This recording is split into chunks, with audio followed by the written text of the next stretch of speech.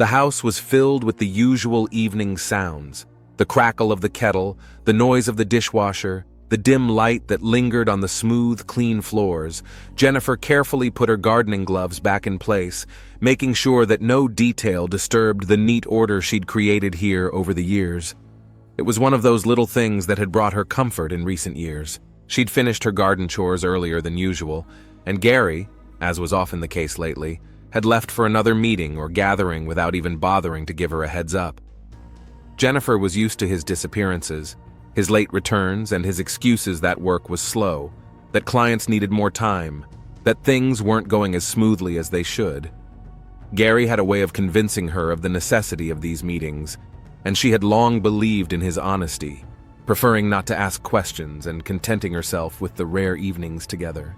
When she entered the house, her gaze slid over the familiar objects in the hall, but something made her stop. Gary's cell phone lay on the edge of the table, left screen down. Jennifer blinked. This rarely happened. He never let the phone out of his hands, and now his absence from a business meeting without constant communication could cause problems. Jennifer already knew his co-workers and work partners, and they'd called more than once in his absence, but now Gary had clearly made the mistake of leaving his phone at home, or was in a bigger hurry than usual. With slight uncertainty, she picked it up and turned it on, about to find the right contact to let her know Gary was unavailable. The phone blinked open the latest messages, and a name she hadn't expected to see appeared on the screen. Elizabeth. Her palm grew clammy, and she gripped the phone tighter, scrolling through the recent correspondence. Jennifer had always considered Elizabeth almost a member of their family. She and Gary had been friends with her since childhood. In high school, she was almost the only friend Jennifer could be completely honest with. They shared secrets, hopes, fears, everything that binds people together for years to come. Jennifer passed with Elizabeth, not realizing that she would turn out to be the person who would betray her as much as her husband. Jennifer began to flip through the messages in a machine-like fashion. Her fingers moved mechanically, and her gaze slid over phrases, sentences, and familiar words that now seemed alien. Ordinary words were folded into long rows of revelations, without any hints, simply as fact. She realized that there was more than casual correspondence before her. There was nothing in the words exchanged between Gary and Elizabeth that could be mistaken for friendly interest. It was a long-established relationship that they were obviously used to talking about openly and freely without fear of repercussions. As she read, it was as if someone invisible was pulling a string in her head, at first tightly, to the point of sharp pain, then letting go completely, to the point of complete calm. She turned the phone off and carefully put it back in its place, as if she was afraid to disturb this accidental discovery. Walking into the kitchen, she felt no anger or pain. It was like an emptiness from which there was nowhere to escape, but at the same time she found a strange calmness in it. She turned on the kettle and, placing the cup on the table, looked out the window. The street was still as quiet as ever. The neighbors were absorbed in their own affairs, and her house looked as it always did, well-maintained and neat. At that moment, her thoughts were no longer what they had been before. She didn't even notice that time was passing and the tea remained undrinkable while her gaze lingered on the darkening window. It was several days before Jennifer allowed herself to return to that thought. She continued to live near Gary, talking to him as she always had, sharing chores with him, and maintaining the semblance of a quiet family life. Gary didn't notice that his wife had changed, that her gaze lingered on him longer than before, and there was no longer any softness or kindness in it. But he was too accustomed to think of her as weak, too accustomed to things remaining as they were, and that was enough for him. He didn't realize that every move he'd made, every phrase he'd uttered, every little thing he'd neglected in their relationship was now forming into a clear plan burned into her memory. Jennifer began reading, studying reference books, scrutinizing medical cases that might be similar to her own plan. She spent her time at work looking at reports and studying drugs, their side effects, the specifics of interactions. Her co-workers were used to her interest in medicine, thought she was just an ordinary, conscientious nurse who just wanted to get better at her profession. Every day she went home to Gary's house as if nothing had changed. She watched him, let him leave, come back, see his friends, his co-workers, and all the while the thought solidified in her mind that someday he would pay for his betrayal. Not right away, not in the way he might expect. She didn't need him to know that now. She wanted to make it so that he wouldn't even suspect that anything had changed in their lives. It had been over a year, but time hadn't weakened her resolve. On the contrary, every day it became easier for her to keep all the details in her head, to think them through, to combine them with the usual daily routine. Her interest in pharmacology, which was developing in front of her colleagues, helped her to remain discreet and natural. She studied reports, reference books, tests, anything that helped her figure out how to make things run smoothly so that no one would suspect her of anything. Her life seemed ordinary, and even the neighbors they occasionally talked to thought they were a model couple who stuck by each other no matter what. Jennifer was willing to wait as long as it took because she realized that revenge takes time and silence. From the outside, Jennifer and Gary's home was no different from the rest of the quiet Maine suburbs, the warm-colored walls, the neat garden where Jennifer spent most of her free time, and the manicured lawn gave the appearance of a family settled here for years to come. But the life Jennifer and Gary had led inside those walls had long since lost its solidity. Years had passed since Jennifer had discovered her husband's correspondence and his betrayal.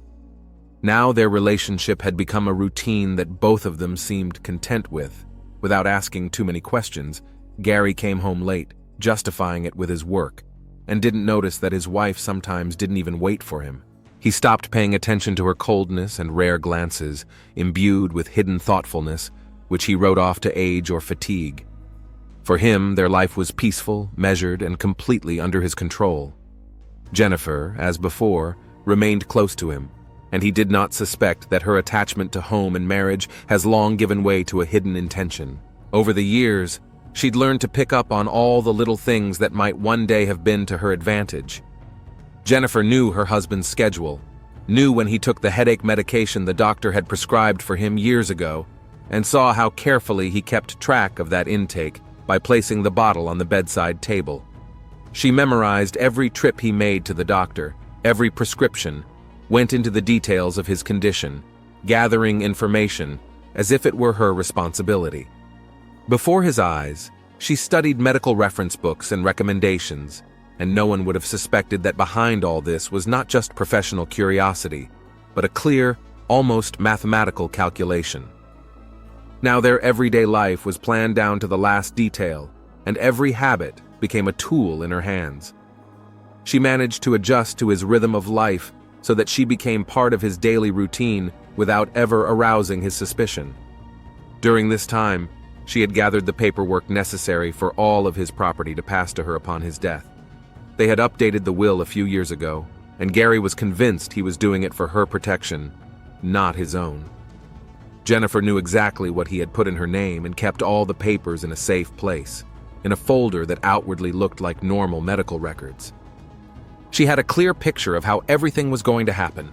Her plan was to make her husband weak, to undermine his health discreetly, slowly, and in such a way that to him it would look like normal tiredness from work. She knew that some of the drugs he was prescribed could, in high doses, produce side effects affecting the heart and blood vessels. A nurse with her experience, she understood exactly how to make symptoms be written off as a natural deterioration of the condition. When Gary came home, Jennifer remained supremely calm and still as caring. She would leave his favorite dinner on the stove, prepare the herbal tea he drank before bed, making sure he rested peacefully, and make sure he took his medications on schedule. Her care seemed so natural that he never had even a shadow of doubt. To everyone around her, she remained a devoted wife who was used to taking care of her husband, keeping him as the leader in their relationship. With each passing month, Jennifer saw Gary gradually losing tone, withdrawing into his work, and becoming less and less interested in what was going on around him. His eyes grew tired sooner, he became cranky, nervous, and Jennifer watched it with cold-blooded detachment. She knew the moment was coming when Gary would be vulnerable to her ultimate plan. She could predict with minute accuracy when he would fall asleep, how often he would rise at night to fetch water. And she knew that at the critical moment no one they knew would even think to suspect her. Jennifer still spent her time at the paperwork, studying the reports, reviewing his health records, and every move she made seemed logical and justified to those around her. Friends and neighbors knew her as a serious, somewhat reserved woman, respected at work and completely devoted to her home. When someone happened to know that she was helping Gary monitor his health, they praised her care, and never once did anyone question her good intentions. Jennifer had bided her time for years, knowing that one day she would have the perfect moment to execute the plan. She had long ago stopped feeling anything resembling anger or even satisfaction. It had become something like a task, organized down to the smallest detail, and all she had to do was wait for the perfect opportunity to execute it without fuss. The evening Jennifer had chosen turned out to be just that. Gary came home later than usual, irritated, resentful of the unfortunate encounter. He tossed his coat on a chair without even looking in her direction and walked through the living room, yawning loudly and cursing under his breath. That irritable tone had become a familiar trait of his over the past few months, but Jennifer didn't show that it bothered her. She remained silent in the kitchen, listening to the sounds coming from the living room and putting together in her head the final touches of what was about to happen. His favorite drink, weak tea with peppermint and a drop of honey, was always his solace on such occasions. Jennifer knew this better than anyone, and with the same familiar gesture, she poured the tea, adding honey and the same powder she had prepared the day before.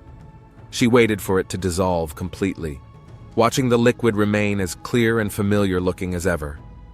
That was her plan, that nothing in his life would be out of place, and leaving would become natural without arousing suspicion. She walked into the living room with a mug in her hand and set it on the table in front of him, smiling a slightly strained but still caring smile.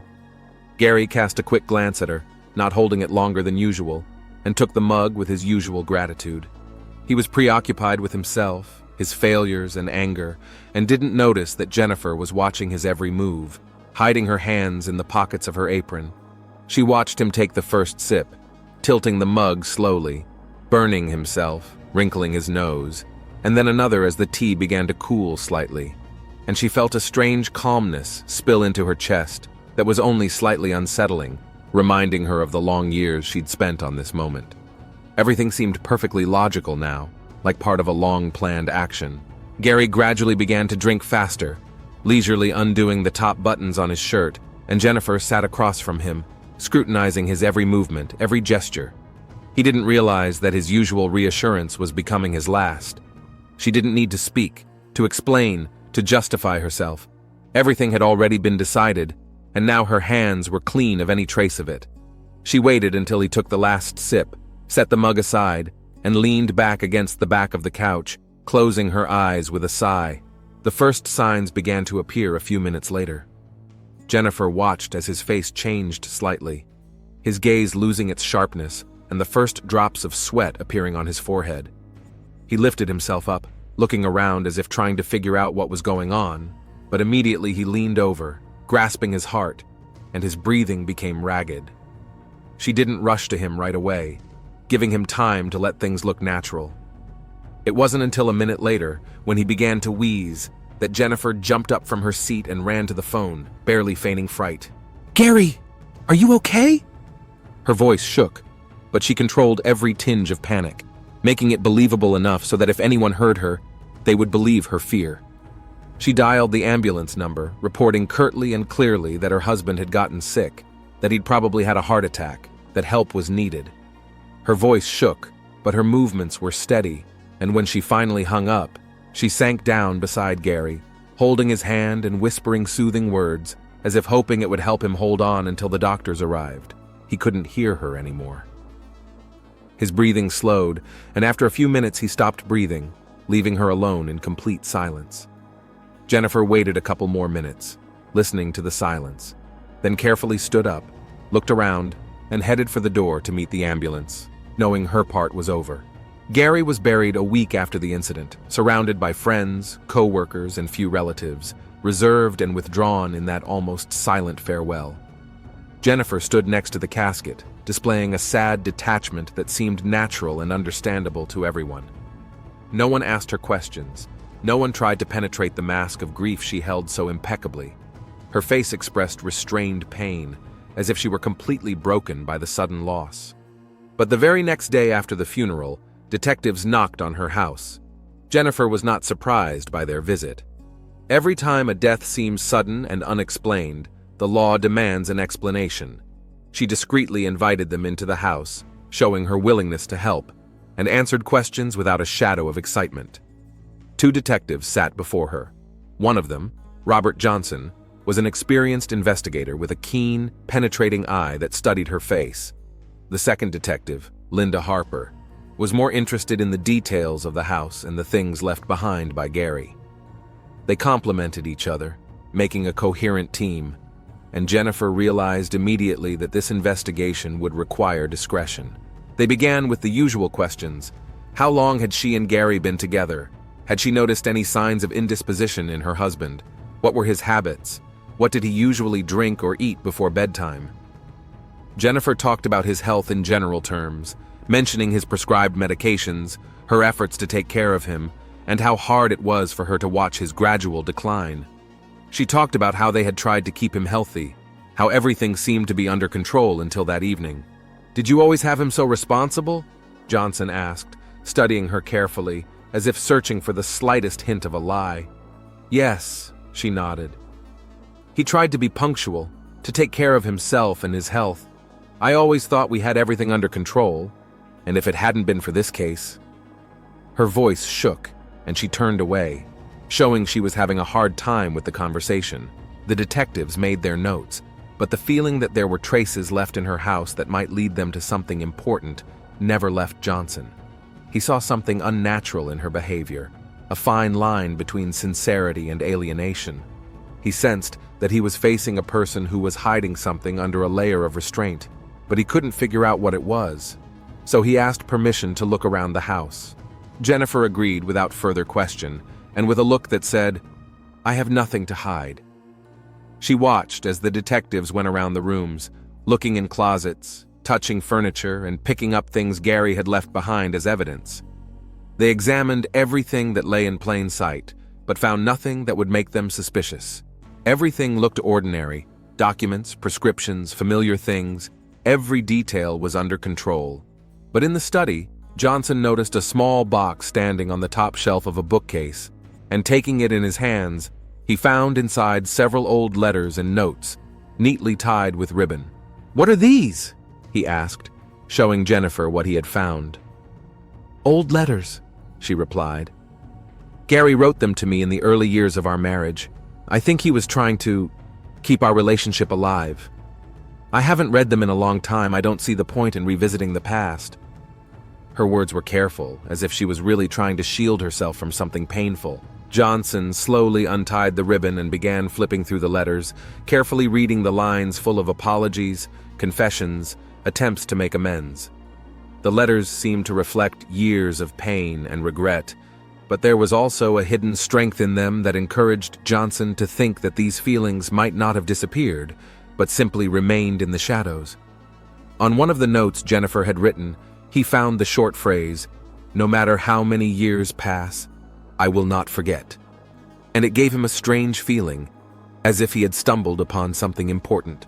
He returned the box to its place, pretending that the letters had made no particular impression on him, but his interest in Jennifer increased. In the evening, having finished his inspection, he left the house with a slight feeling of uneasiness that did not leave him all the way to the station. Back at the station, Johnson opened the case and began to collate the evidence. He realized that all the facts were vague, and at first glance did not point to Jennifer. Nevertheless, her calmness and almost impeccable demeanor during their conversation seemed artificially restrained to him. The letters, while not explicitly threatening or confessional, emphasized the emotional distance that had been building in their marriage over the years. And this contradiction, the delicate balance between outward concern and inward coldness, alarmed Johnson. He decided to look deeper into their family life. The next day, Johnson returned to Jennifer's home, intending to conduct a more detailed interrogation. He chose a time when she was alone and asked her about the details of Gary's last days, his habits, his condition, and how exactly she had tried to support him. "Jennifer," I need a little more information about how Gary was feeling in the last few days. You said he seemed tired and wasn't sleeping well. Did he talk to you about pain or anything else? Johnson asked the questions, watching her reactions carefully. You see, he did look exhausted. He complained of headaches, but she paused, as if remembering, and then added, I just put it down to his work. Gary spent a lot of time on business, and I always tried to stay out of his way. He had a temper, the kind of temper that even if something hurt, he didn't talk about it. Johnson nodded, keeping a serious expression on his face. I understand. Work really can be so stressful. He was quiet for a moment. What about the medication? You said he had prescriptions? Are you sure he was taking them as prescribed? Of course, Jennifer answered, her voice almost a note of indignation. I kept track of it myself, even reminded him not to forget. He drank his medication daily, especially before bed. The detective only had to write down her answers, though a feeling grew inside him that all her words sounded too right, as if she had thought them out long ago. She was sure of every detail, and seemed to control every emotion, keeping herself from snapping. Johnson remained calm and detached, pretending that her answers satisfied him. But when he left, his confidence in her involvement only grew stronger. The next day, Johnson decided to explore the history of their marriage from a different angle. He began interviewing Gary's neighbors and co-workers to see what their marriage looked like from the outside. The neighbors described Jennifer as an exemplary wife, caring, calm, a bit reserved, but always attentive to her husband. They did not notice any quarrels or loud clarifications of relations. Many even marveled at her fortitude, given the heavy loss, but no one suspected her of having anything to do with Gary's death. But Gary's co-workers provided Johnson with a different perspective. Some recalled that Gary repeatedly hinted at tensions at home, but never explained exactly what was troubling him. He didn't go into specifics, but one co-worker mentioned that Gary often complained of insomnia that hadn't left him in months. Another noticed that Gary looked exhausted and suggested that the strained relationship with Jennifer might have been the cause. With each conversation, Johnson had a growing picture that Jennifer was not the simple and kind wife that those around her knew her to be. Her quiet concern and support was beginning to look like a carefully concealed coldness. Johnson returned to the station with new details, and the more he delved into their lives, the more clearly he saw how the flimsy facade of their marriage hid something underlying and dark. It seemed to him that Jennifer found an almost strange pleasure in her perfect image, maintaining it even after her husband's death. But there was something more lurking behind it, he thought, and he was determined to get to the bottom of it. Soon, Johnson decided to have another conversation with Jennifer, but now his intention was to do it in a more focused way. He had prepared so that the questions would not seem suspicious, but they would also have to bring up memories of the times when she and Gary had just started their life together. He supposed she might give herself away if the memories of the past triggered some reaction in her, some emotion that would reveal her true feelings for her husband. When Johnson arrived at Jennifer's house, he spotted her in the garden. She was carefully pruning bushes, whispering something to herself. Jennifer greeted him with a discreet smile, and he realized she was ready for more questions. They walked inside, and Johnson asked her some general questions about her life before marriage. Jennifer, how long have you and Gary been together? He began softly, watching her reaction. She set aside her teacup and replied, Yes, over 20 years.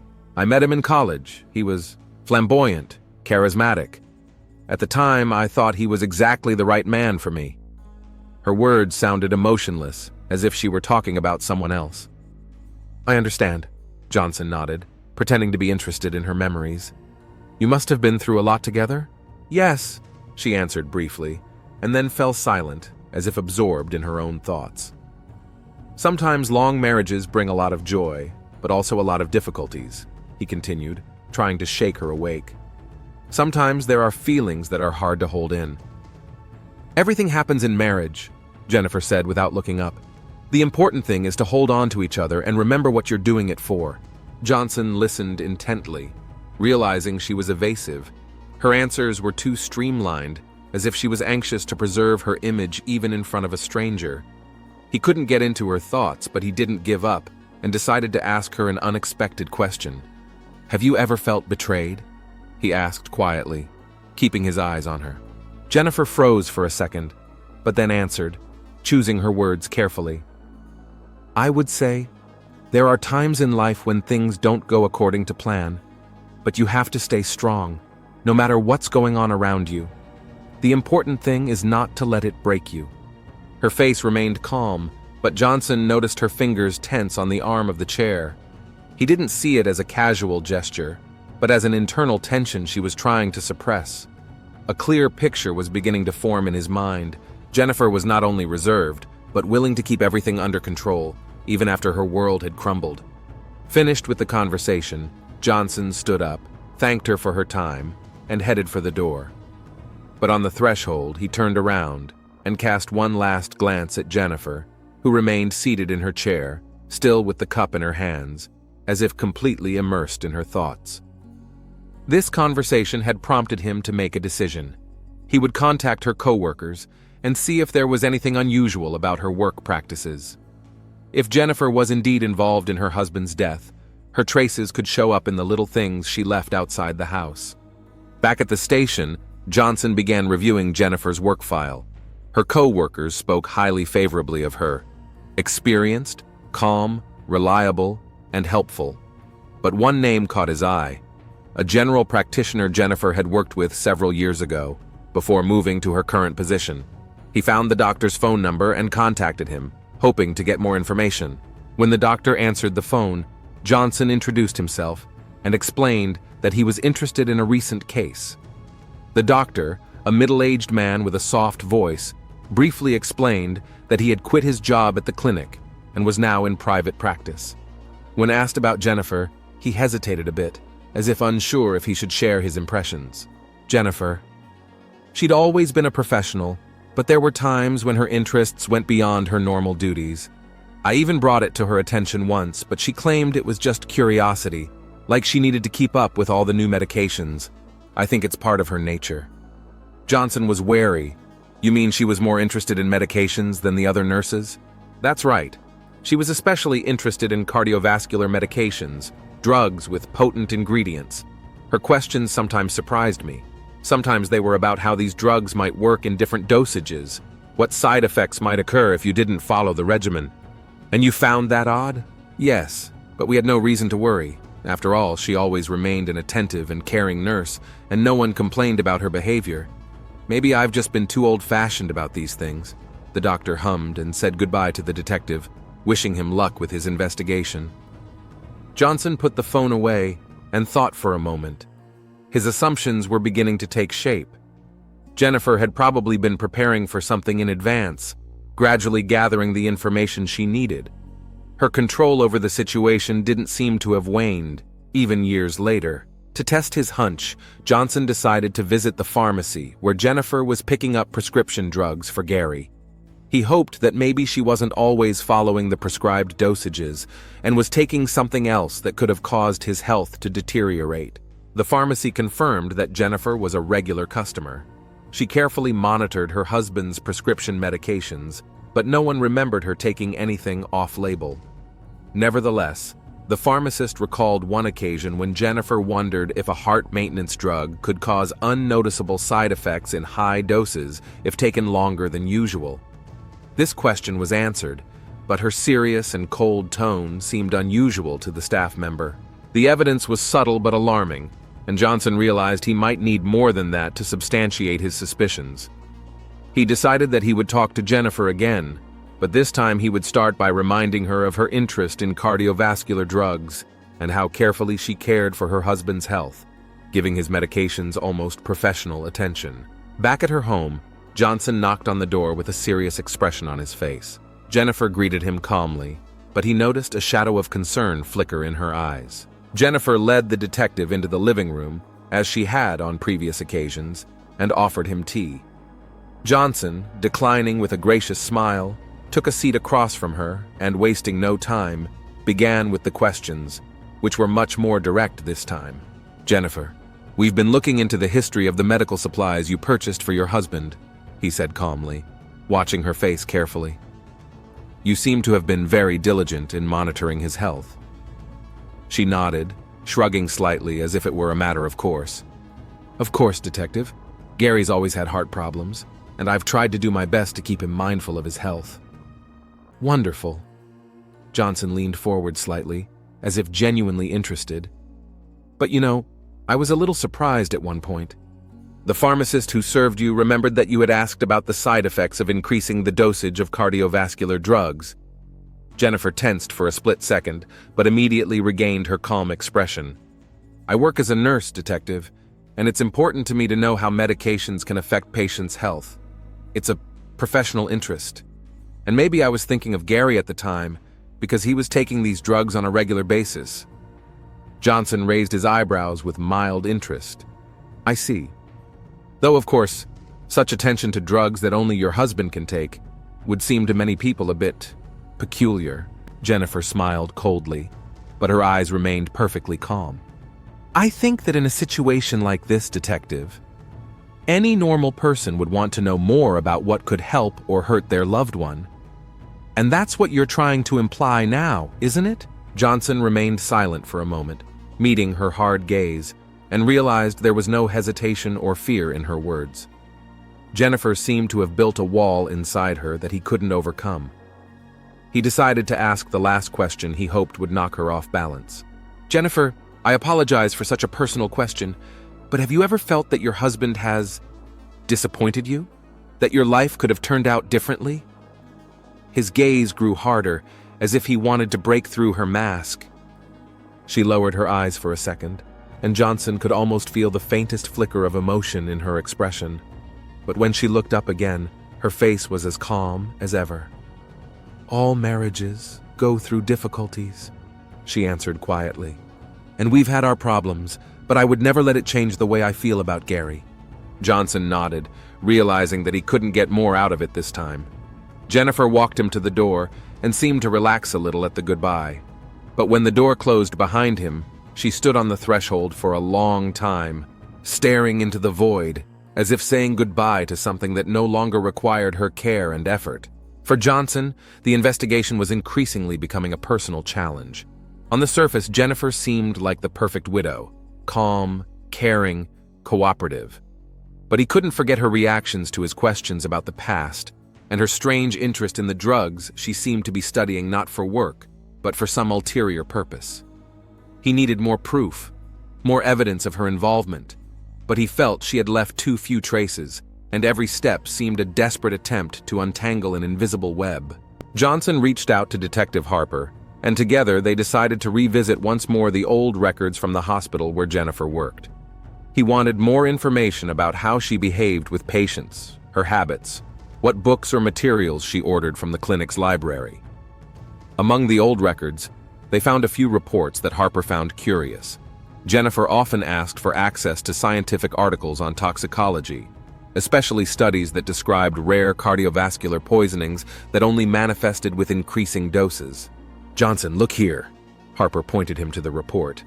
"It's a note about how she once researched an article on combining drugs for patients with chronic heart disease.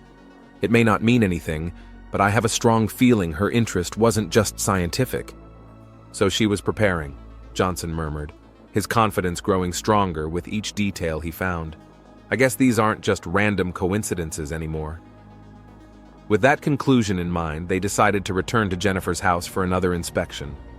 This time they had an official search warrant, and Jennifer couldn't say no. She opened the door for them with a calmness that might have surprised them if Johnson didn't know her so well. "Come in," she said, calmly stepping aside. "I'll help you find whatever you need." Several other officers entered with Johnson and Harper and began to methodically examine every corner of the house, including closets, drawers, and offices. Johnson personally investigated her workroom, focusing on any documents and books that might shed light on her secret knowledge. They found hidden deep in a desk drawer old medical reference books that described the use of heart medications and their combinations. But the most startling find was a diary hidden behind the books on the top shelf. Johnson, upon opening it, immediately realized that Jennifer kept records not only of her life, but also of her thoughts, her frustrations, and plans. In the pages of the diary, she wrote about the years of pain and detachment, the sense of betrayal that had become her constant companion, and how her faith in justice dissolved with each passing year. These writings, imbued with cold fury, left little doubt as to her true intentions. "Linda," he called out to Harper, handing her the journal. "I think we have something that will help complete this case." Harper flipped through a few pages and settled on an entry from a year ago where Jennifer described her intentions not just as revenge, but as restoring justice. Her words sounded as if she thought her decision was inevitable and right. "She left herself no turning back," Harper muttered as she read on. Johnson returned to the living room where Jennifer sat quietly, watching their every move. He sat down across from her, placing the journal on the table between them, and after a pause he spoke. "Jennifer, we have enough evidence to charge you." She looked at the diary, but even at that moment her face remained impassive. "All these years of pain," she replied quietly, finally looking him in the eye. "You wouldn't understand." Jennifer sat across from Johnson and Harper, and although the journal of her plans lay directly in front of her, her face remained calm, as if she had been waiting for this moment for a long time. The room was silent, and Johnson was sure that she knew it was inevitable. He sensed that she had no fear or regret now, only a sense of finality, like a person who has come to the final line. "You knew Gary was cheating on you," Johnson said, watching her reaction, "and you waited many years to give him back the pain he'd caused you." Jennifer nodded slightly, her face still calm. "When I realized that he and Elizabeth had betrayed me," she began, lowering her eyes, "I wanted to end it all at once, but it would have been too easy for him, too quick. I decided I would make him feel what I felt. He knew nothing and would never understand what it was like to live with it every day." Harper looked at Johnson, and her face expressed a mixture of compassion and indignation.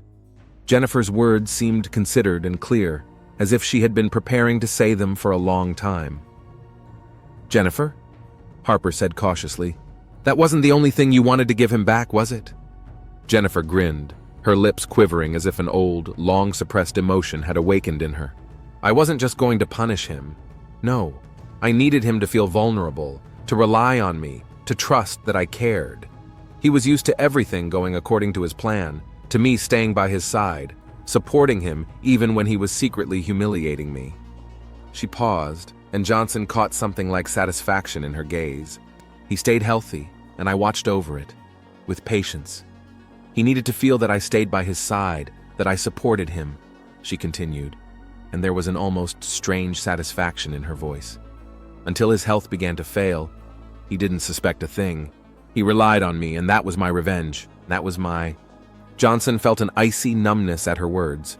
Her ability to conceal her true intentions behind outward concern and calmness amazed him. She thought out every detail with a coolness to which he, as a detective, had to admit his respect, though he was disgusted by her admission. "And this diary?" he asked, pointing to it. "Did you know that it might one day lead us to you?" "I knew," Jennifer answered, looking at him calmly. "But it was important to me that if I ever got caught, you would understand that it wasn't an accident. It was a conscious choice on my part." Johnson nodded, subtly acknowledging her right to have the last word, but his face remained stern. "So you realized it would lead you here to the prosecution?" he clarified. "Yes." Her answer was short and decisive, "and I have nothing to regret." He stood up, gesturing that their conversation was over, and Harper stood beside him. Her eyes were a mixture of regret and condemnation, but Jennifer just looked at them both, showing neither fear nor confusion. As she was led away, Johnson stood in the empty room, thinking that this incident would be etched in his memory for the rest of his life. Jennifer's outward calmness, her equanimity, and her carefully thought-out plan revealed to him a new and frightening level of human emotion. "That's right.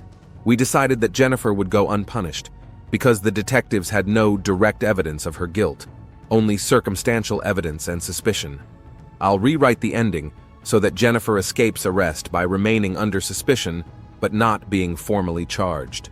Weeks after her death, Gary Johnson was still pondering the case. All the evidence he and Harper had gathered remained circumstantial. Jennifer's diary with veiled hints of hurt and resentment, her interest in powerful drugs, even her strange calm and detachment. but he had no direct evidence to link her to her husband's death. The prosecutor's office, after reviewing the evidence presented, was never able to build a case. Jennifer continued to deny that her writings were about anything more serious than just worrying and trying to cope with betrayal. Her lawyer represented her as a woman who was trying to regain inner balance after her husband cheated on her, and the fact that her words in the diary sounded cold was just her way of dealing with the pain. Things looked like any attempt to blame her could be seen as biased harassment. Johnson went back over and over again to the conversations with her, to her face in his memory. There was no fear or remorse in her gaze, only confidence and perhaps a drop of satisfaction. But all this was only conjecture, and without proof he could only watch her walk out of the station, formally cleared of suspicion. One evening, when Johnson was staying late at the station, Harper knocked quietly on his office door and entered without waiting for an invitation. She realized that for him the case was unfinished. "Johnson," she began cautiously, taking a seat beside him, "we've done all we can. She hasn't left a single clue, and you know it." Johnson didn't answer immediately. His eyes reflected a tired but unyielding understanding. He knew Jennifer had won this game. Her plan had been carefully thought out, and her equanimity only emphasized how well she had thought out every detail. She hadn't made a mistake because she hadn't allowed herself to make a single mistake. She thought it through, he said quietly, more to himself. Every step she took was part of the plan, and now she's as free as she wanted to be. Harper nodded, her face a mixture of bitterness and respect. She realized that Johnson was not so much angry with Jennifer as he felt a strange admiration for her calculating nature. "Do you think she knew about it?" Harper finally asked, looking at him. "I think so," he answered. "She knew it was the perfect plan that would leave us no chance." Harper nodded slowly, and after a moment of silence, she stood up and headed for the exit left alone. Johnson looked at the case file lying on the desk. He knew that this case would go unsolved, and that Jennifer would probably never be punished. Even so, he felt a strange respect for her determination and realized she really had done everything she could to get away with it, leaving them no chance.